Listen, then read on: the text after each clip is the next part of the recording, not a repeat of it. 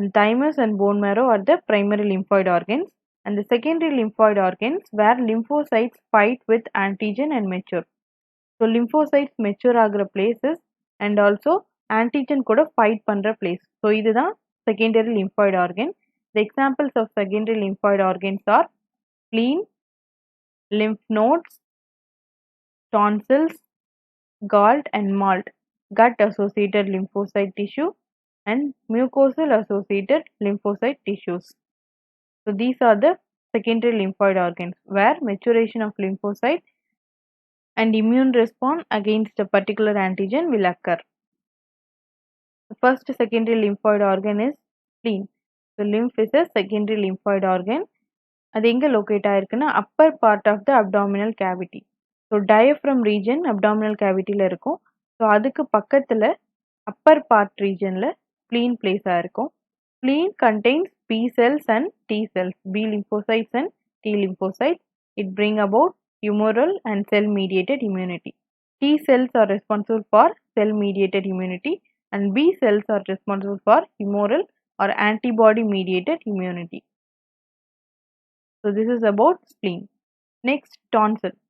Tonsil is also a secondary lymphoid organ. Here you can see the mouthல இந்த sideல இருக்க region தான் palatine tonsils. They are the pair of soft tissue masses located at the back of throat. So pharynxக்கு back sideல இருக்க ஒரு soft tissue தான் tonsil. Tonsils are a part of lymphatic system. So lymphatic system உடைய ஒரு part தான் tonsil. It is connected to the lymph vessels and which helps to fight infection. So வெளியிருந்து ஒரு bacterial or viral particles உள்ள enter ஆகுதுன்னா அதுக்கு against infection fight பண்றது தான் tonsil உடைய function. Next secondary lymphoid organ is lymph node. So this lymph node is a bean shaped structure. It is present throughout our body. நம்ம body ஃபுல்லாவே lymph nodes இருக்கு. So இந்த nodes எல்லாம் connect பண்ற vessels தான் lymphatic vessels. So அந்த lymphatic nodesல lymph அப்படின்ற ஒரு fluid இருக்கும். It is a clear, transparent and colorless fluid. It is rich in lymphocytes. So இந்த lymphocytes and macrophages. So இது ரெண்டுமே அந்த lymph fluidல அதிகமா இருக்கும். வெளிய இருந்து ஏதாவது ஒரு pathogen இருந்துச்சுன்னா அது bloodல இருந்து திரும்ப lymphatic vesselsக்கு reach ஆகும். So அந்த இடத்துல தான் lymphocytes வெளிய இருந்து வர antigen கூட fight பண்ணும். So hundreds of lymph nodes present throughout the body.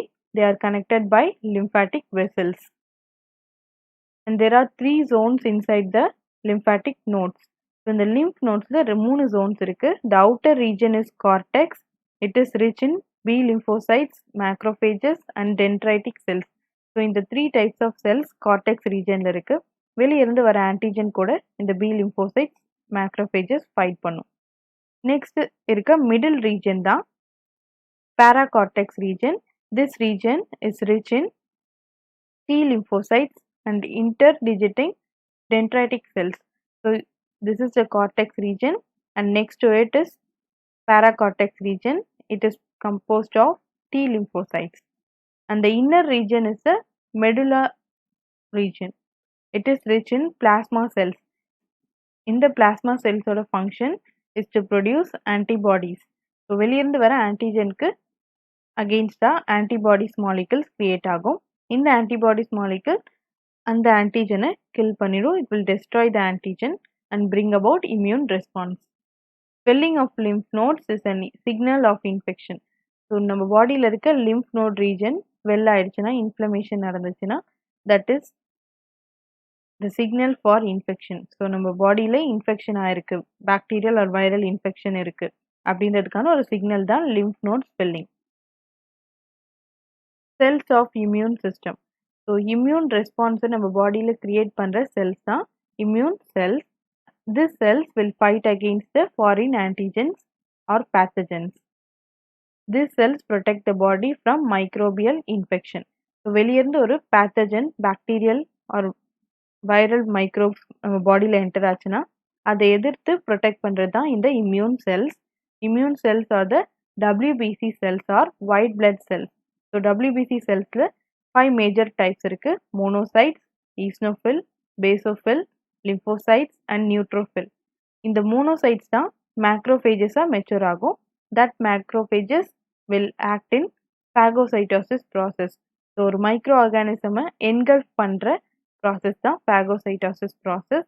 இந்த ப்ராசஸ்க்கு ஹெல்ப் பண்ணுற செல்ஸ் தான் monocytic cells. And other type of WBCs are lymphocytes. நம்ம இதுக்கு முன்னாடி T lymphocytes and B lymphocytes பற்றி பார்த்தோம். T lymphocytes are involved in cell mediated immunity and B lymphocytes are involved in humoral immunity. B lymphocytes two types இருக்கு, plasma cells and memory cells. Plasma cells will produce antibodies. These antibodies will fight against the antigen. So lymphocytes are the types of WBC cells. Two types of lymphocytes இருக்கு, B lymphocytes and T lymphocytes. B lymphocytes form and mature inside the bone marrow and T lymphocytes are formed in the bone marrow but mature in the thymus gland. So two types of T lymphocytes are there, helper T cells and killer T cells. T lymphocytes do not produce antibodies. Only the B lymphocytes will produce antibodies. Helper T cells will release a chemical called cytokine. So ரெண்டு type of T cellsல helper T cells ஓட function, they release cytokines. இந்த cytokine அப்படின்ற ஒரு chemical release பண்ணும். இந்த cytokines B lymphocytes or B cells activate பண்ணும். So B lymphocytes activate ஆச்சுன்னா antibodies create பண்ணும். Next, killer T cells move around the body and destroy cells which are damaged or infected. So எந்தெந்த cells எல்லாம் பாடியில் இருக்க cells எல்லாம் damage ஆயிருக்கோ அந்த செல்ஸை destroy பண்ணுறது, கில் பண்ணுறது தான் கில்லர் செல்ஸோடைய function. So two types of T lymphocytes, கில்லர் T cells and helper T cells. Helper T cells helps the B cells for antibody production and killer T cells kills the damaged or infected cells inside the body. Next, B cells are types. There are two types of B cells, plasma cells and memory cells. So B lymphocytes is a type of WBC. So WBC la irukka lymphocytes or type da B lymphocytes. Plasma cells of B lymphocytes will produce antibodies. வெளியிருந்து வர ஒரு foreign ஆன்டிஜனை எதிர்த்து fight பண்ணுறது தான் B lymphocytes ஓட function. These B lymphocytes will bind with the antigen and activate it and produce B plasma cells. So B plasma cells will produce antibodies. So ஒரு B cell பாடியில் இருக்கும்பொழுது வெளியேருந்து ஒரு antigen வந்துச்சுன்னா அந்த antigen கூட find ஆகிட்டு plasma செல்ஸாக differentiate ஆகும். அந்த பிளாஸ்மா செல்ஸ் தான் ஆன்டிபாடிஸை கிரியேட் பண்ணும். Next memory cells, they do not produce antibodies but are responsible for secondary immune response. So இந்த memory cells are a type of B lymphocytes. This is present in the body after an infection. So ஒரு infection வந்துட்டு போனதுக்கப்புறம் அந்த infection திரும்ப வராமல் இருக்கிறதுக்கு memory cells work ஆகும். For example chicken box. So chicken பாக்ஸில் ஃபர்ஸ்ட் ஒரு டைம் வந்துச்சுன்னா செகண்ட் டைம் வராமல் இருக்கும். ஸோ அதுக்கு இந்த மெமரி செல்ஸ் தான் யூஸ்ஃபுல்லாக இருக்குது. இந்த memory cells are responsible for the secondary immune response. Apart from these cells, neutrophils and monocytes destroy foreign cells by phagocytosis. So WBC ஓட இன்னொரு டைப்ஸ் தான் monocytes and neutrophils. ஸோ இது ரெண்டுமே phagocytosis மெக்கானிசம் யூஸ் பண்ணி foreign செல்ஸை kill பண்ணும். phagocytosis means engulfing the entire pathogen. ஒரு பாக்டீரியாவோ ஒரு வைரஸோ வந்துச்சுன்னா அதை டோட்டலாக என்கல்ஃப் பண்ணி கில் பண்ணுறது தான் phagocytosis process. This is brought about by the monocytes and neutrophils. These monocytes mature into large cells called macrophages. இந்த monocytes எல்லாம் differentiate ஆகிட்டு macrophages கன்வெர்ட் ஆகும். அந்த macrophages தான் phagocytosis ப்ராசஸ்க்கு யூஸ்ஃபுல்லாக இருக்குது. Dendritic cells are the cells which resemble dendrites of nerve cells. So nerve cells சுற்றி எப்படி dendrites branches இருக்கோ அதே மாதிரி இந்த dendritic cellsல branches இருக்கும். These cells present the antigen to T helper cells. So ஒரு ஃபாரின் ஆன்டிஜன் வெளியிருந்து வந்துச்சுன்னா அந்த ஆன்டிஜனுக்கு மேலே போயிட்டு சரவுண்ட் பண்ணிக்கும். ஸோ சரவுண்ட் பண்ணும்போது அந்த T lymphocyte cells ஈஸியாக அதை ரெகக்னைஸ் பண்ணிடும். This is the function of dendritic cells. There are 4 types of dendritic cells: Langerhans, interstitial cells, myeloid and lymphoid cells.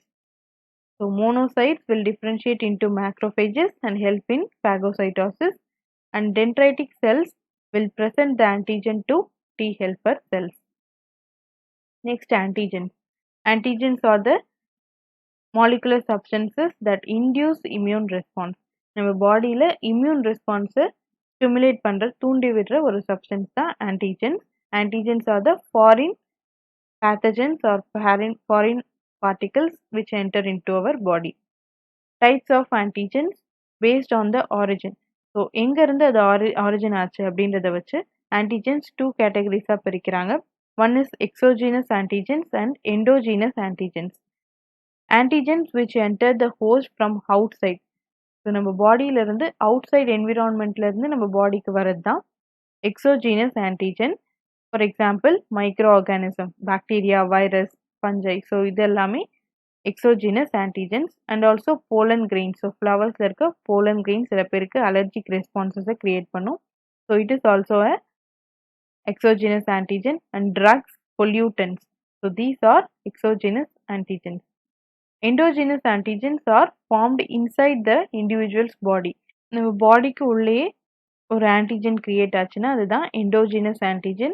The example is blood group antigens. Epitope and paratope region of antigens. Epitope is the active part of antigen which binds with the antibody. So this is antigen. ஒரு antigen, இந்த antigenோட ஒரு part தான் epitope. இந்த epitope region தான் antibody கூட bind ஆகும். And paratope is the antigen binding site and it is a part of antibody. So antibodyயோட ஒரு part தான் paratope. இந்த paratope region தான் antigen கூட bind ஆகும். So the part of antigen which binds with the antibody is called epitope, and the part of antibody which binds with the antigen is called paratope. This is the epitope region of antigen. This is the paratope region of antibody. So antigen பத்தி பார்த்தோம். Next we are going to see about antibody. So antigen and antibody reactions நடக்கும். So வெளியேந்து வர antigenக்கு ஆப்போசிட்டா நம்ம பாடியில் இருக்க B lymphocytes, especially the plasma cells of B lymphocytes will produce antibodies. So இந்த antibodiesக்கும் antigenக்கும் நடுவில் இன்டராக்ஷன் நடக்கும். இந்த antigen and antibody reactions நடக்கும். அந்த reactionsல antibodies antigen kill பண்ணும். Whenever pathogens or antigens enter into our body, B lymphocytes produce antibodies to fight with them. So இந்த B lymphocytesல ரெண்டு types இருக்குன்னு பார்த்தோம், plasma cells and memory cells. அதில் B lymphocytes உடைய plasma cells will produce the antibodies. This is the structure of antibody. இந்த ஆன்டிபாடியில் 4 polypeptide chains இருக்கு. Polypeptide means the protein chains. Antibody is a protein molecule. So இதில் 4 protein chains இருக்கு or polypeptide chains இருக்கு. 2 heavy chains and 2 light chains. So this is a heavy chain. 2 heavy chains are present and this is the light chain. So this is one light chain and this is another light chain. The molecular weight of light chain is 25,000 Dalton and the heavy chain's molecular weight is 50,000 Dalton. These two are arranged in the shape of Y. So heavy chain and light chain. So இது ரெண்டுமே சேர்ந்து Y shapeல இருக்கும். So this is the structure of antibody. The antibody is represented as H2 and L2. ரெண்டு heavy chain இருக்கு, ரெண்டு light chain இருக்கு. And these two chains are connected by disulfide bond. So இங்க ரெண்டு sulfide molecules இருக்கு. So இது ரெண்டும் தான் heavy chains connect பண்ணுது. ஆன்டிபாடிஸோட ஸ்ட்ரக்சர் பார்த்தோம். இப்போ ஆன்டிபாடியோட டைப்ஸ் பார்க்கலாம். There are 5 major types of antibodies. IgG, IgE. So ஆன்டிபாடிக்கு இன்னொரு பேர் தான் இம்யூனோகுளோபுலின்ஸ். ஸோ அதுதான் ஷார்ட் ஃபார்மில் ஐஜி அப்படின்னு சொல்கிறாங்க. IgG means immunoglobulin G or immunoglobulin gamma. IgM or Ig mu. This is IgM or Ig mu. This is IgA, immunoglobulin A or immunoglobulin alpha. This is IgD, immunoglobulin delta. And the last is IgE or epsilon, immunoglobulin epsilon. These are the types of antibodies. produced from the B lymphocytes. So these antibodies are specific to specific antigen. ஒரு antigenக்கு against ஒரு different kinds of antibodies create ஆகும்.